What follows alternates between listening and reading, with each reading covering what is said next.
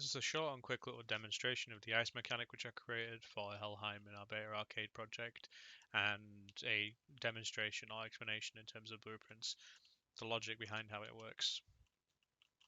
So when the player or any other player goes on the ice, they'll notice it's hard to switch directions. This mimics how ice would work in real life. Changing directions can be difficult and is generally quite slippy. If I was to dash, I would dash across a lot further than if I would if I was just on dry land. I move less when on dry land when I dash compared to on ice. When on dry land, compared to the ice, it's very easy to change direction. When I go back on, it becomes more difficult.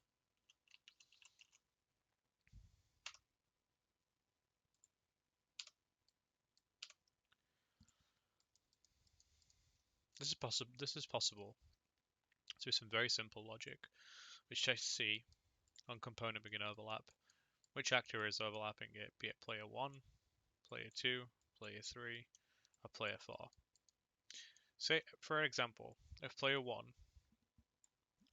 is the overlapping actor, or perhaps all of them are overlapping at once, then it'll cast to each player's character movement component and adjust some key values in there, the braking friction factor and the ground friction factor,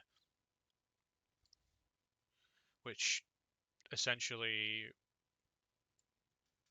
prevent the player from changing directions quicker. Due to a lack of braking, it means that turning is harder.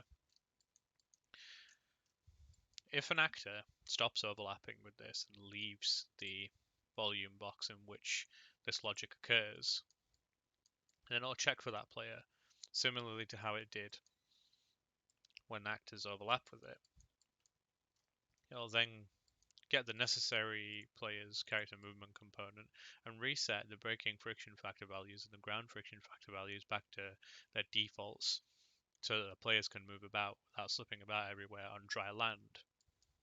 This is how the ice mechanic works through the blueprints.